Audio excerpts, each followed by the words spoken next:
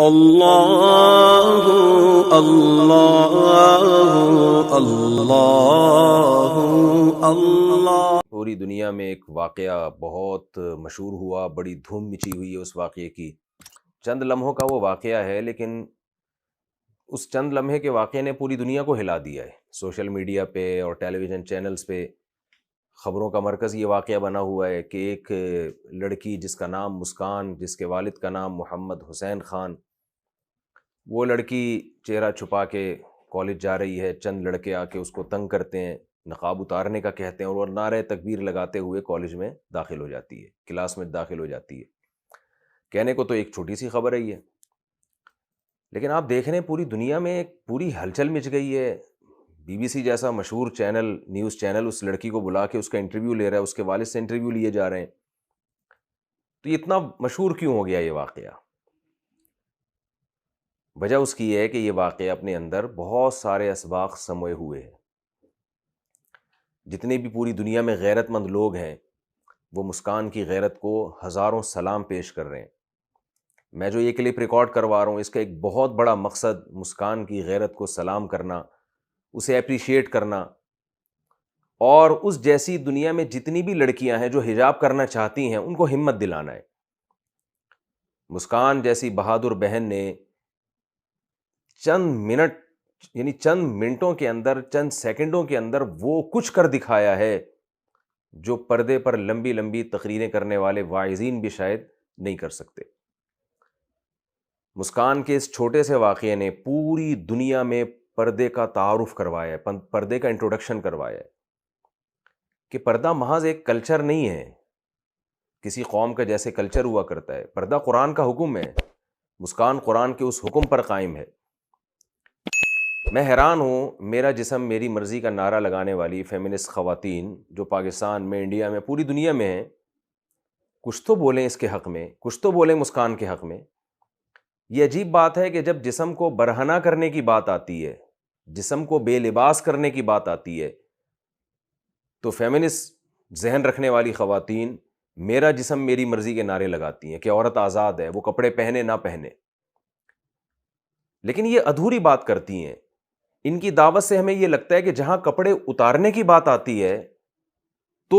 وہاں یہ نعرہ لگایا جاتا ہے کہ میرا جسم میری مرضی، ہم آزاد ہیں۔ جہاں حجاب کی بات آتی ہے تو وہاں بھی تو عورت کو آزادی ملنی چاہیے۔ ایک خاتون، اگر ایک جوان لڑکی نہیں چاہتی کہ میرے اوپر مردوں کی ہوس کی نگاہیں پڑیں اور وہ اسکارف لیتی ہے، وہ اپنے چہرے کو چھپاتی ہے، اس میں بھی تو اس کو آزادی ہونی چاہیے۔ لیکن انڈیا کی مودی حکومت جو اپنے آپ کو لبرل گورنمنٹ کہتی ہے، انڈیا کا لا ہے کہ وہ لبرلزم کو پروموٹ کرتا ہے، تو وہ کیوں خاموش بیٹھے ہوئے ہیں؟ یہاں تک نوبت کیوں پہنچی ہے کہ کالج میں ایک لڑکی اسکارف لے کر آ رہی ہے، چہرے کا پردہ کر رہی ہے اور اس کے خلاف نعرے بازی ہو رہی ہے؟ انڈین گورنمنٹ نے اپنی عوام کی ذہن سازی کیوں نہیں کی کہ جب ہم لباس اتارنے میں عورت کو آزادی دے سکتے ہیں تو لباس پہننے میں عورت آزاد کیوں نہیں ہو سکتی؟ میں ہمارے ملک میں صبح و شام عورت کی آزادی اور ویمن رائٹس کا نعرہ لگانے والی ان خواتین سے سوال کرتا ہوں کہ آپ کیوں ٹویٹ نہیں کر رہی مسکان کے حق میں؟ کیوں اس کو پروموٹ نہیں کر رہی ہیں؟ آپ اس پہ دھرنے کیوں نہیں دے رہی ہیں؟ آپ اس پہ جلوس کیوں نہیں نکال رہی ہیں؟ جہاں فیمنسٹ خواتین کا دن آتا ہے، ویمن رائٹس کا دن آتا ہے، کیسے کیسے بیہودہ نعرے لے کے پلے کارڈ پہ لڑکیاں کھڑی ہوتی ہیں، جو نعروں کا تذکرہ کرتے ہوئے بھی ہمیں شرم آتی ہے، اس کا زبان سے تذکرہ بھی ہمیں برا لگتا ہے۔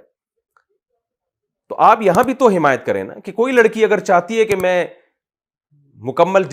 جسم کا پردہ کروں تاکہ مردوں کی ہوس کی نگاہیں مجھ پہ نہ پڑیں، میں مردوں کی ایک کھیل تماشے کی چیز نہ بنوں، تو آپ اس کو بھی تو پروموٹ کریں۔ یہاں خاموشی نظر آئے گی آپ کو۔ ہمارے ٹی وی چینل کے وہ صحافی جو صبح و شام انسانیت کے حقوق کے نعرے لگاتے رہتے ہیں اور علماء کو برا بھلا کہتے رہتے ہیں، آج وہ بھی خاموش بیٹھے ہیں۔ وہ بھی دو بول مسکان کے حق میں بھرپور طریقے سے بولنے کے لیے تیار نہیں ہے۔ تو یہ جو چھوٹا سا واقعہ رونما ہوا ہے نا مسکان کا، اس واقعے نے عورت کی آزادی کا نعرہ لگانے والوں کی حقیقت ہمارے سامنے کھول دی ہے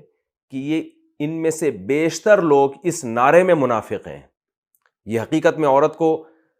آزاد نہیں کرنا چاہتے، اور ہم اکثر اپنے بیانات میں یہ بات بولتا رہتا ہوں، اور میں کیا بولتا ہوں، بڑے علماء سب بولتے ہیں کہ جو تحریک بھی عورت کو بے لباس کر رہی ہے، عورت کو کپڑوں سے آزاد کر رہی ہے، عورت کو حجاب سے آزاد کر رہی ہے، وہ لیبل تو یہ لگا رہی ہے کہ ہم عورت کی آزادی کے علم بردار ہیں، لیکن حقیقت میں وہ مرد کو عیاش بنا رہی ہے، وہ مرد کے لیے عورت تک پہنچنے کے راستے کو آسان کر رہی ہے، تاکہ مرد جب چاہے، جس عورت سے چاہے، جس لڑکی سے چاہے، اس سے ریلیشن قائم کر کے اپنی جنسی ہوس کو پورا کر سکے۔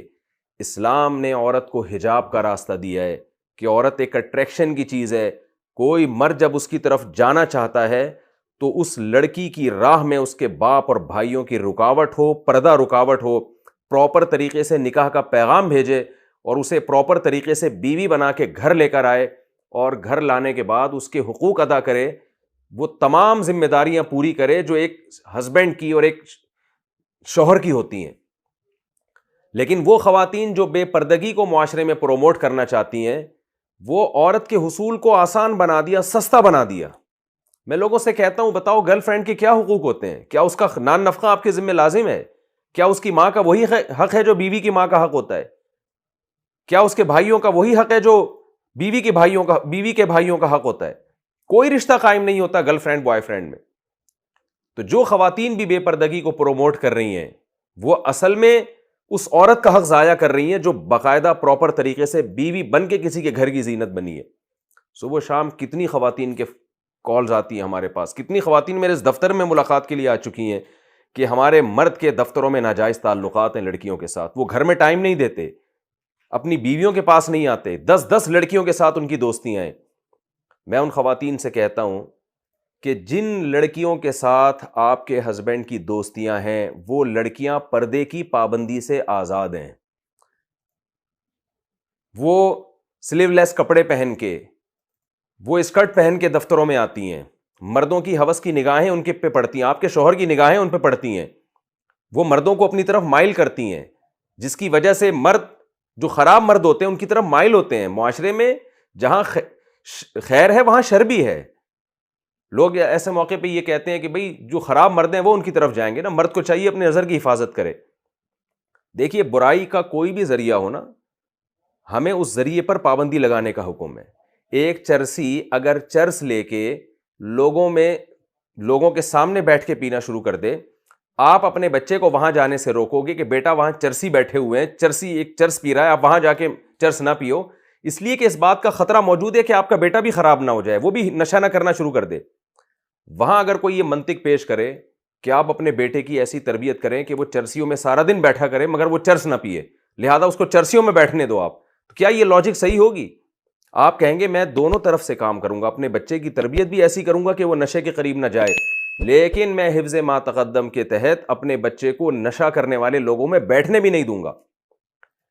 اسلام مرد کی یہ تربیت بھی کرتا ہے کہ وہ نظر کی حفاظت کرے، لیکن اسلام ایسے قانون بھی بناتا ہے کہ مرد اگر نظر کی حفاظت کرنا چاہے تو اس میں مردوں کے لیے مشکلات نہ کھڑی ہوں۔ اسلام پردے کا ماحول پیش کرتا ہے، عورت کو حجاب کا پابند بناتا ہے کہ کوئی اگر مرد خراب ہونا بھی چاہے تو معاشرے میں خراب نہ ہو سکے۔ وہ ان خواتین کا کیا قصور ہے جو بیچاری شادی کر کے ایک کسی شوہر کی بیوی بنتی ہیں، اور شوہر صبح و شام نئے نئے چہرے اپنے دفتروں میں دیکھ دیکھ کے ان کی طرف مائل ہو رہا ہے اور اپنی بیوی کو ٹائم دینے کے لیے تیار نہیں ہے۔ آپ یہ چاہتے ہیں کہ پوری دنیا کا فیملی سسٹم اسی طرح تباہ و برباد ہو جائے جیسے بہت ساری اقوام کا تباہ و برباد ہو گیا، یہاں تک کہ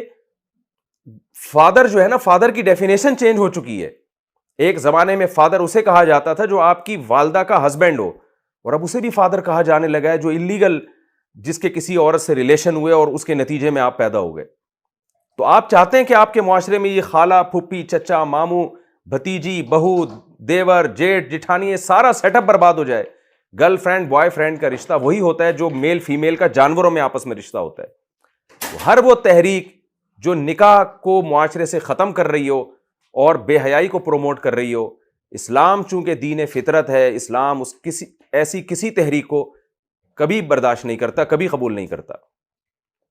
اور خاص طور پر یہ جو ہماری فیمنسٹ خواتین ہیں، ان کو چاہیے تھا اگر وہ واقعی خواتین کے حقوق میں سنجیدہ ہیں، وہ ویمن رائٹس دل سے چاہتی ہیں کہ خواتین کو حقوق ملے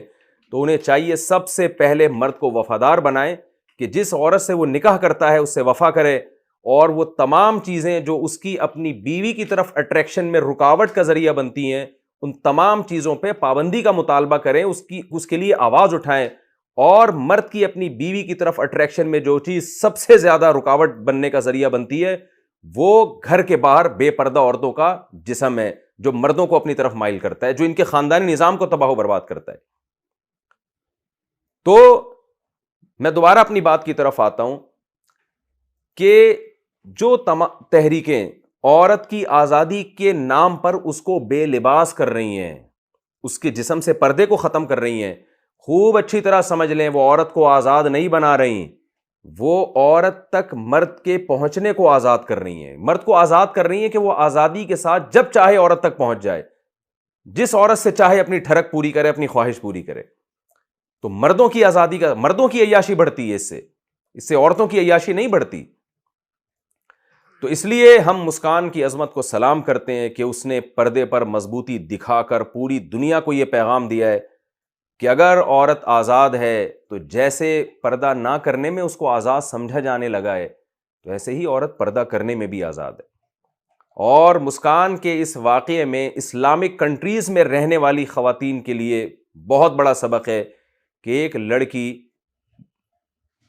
ایک غیر مسلم ریاست میں رہ کے پردے پر مضبوطی سے قائم رہ سکتی ہے، جہاں اس کے پردے کو اپریشیٹ نہیں کیا جا رہا۔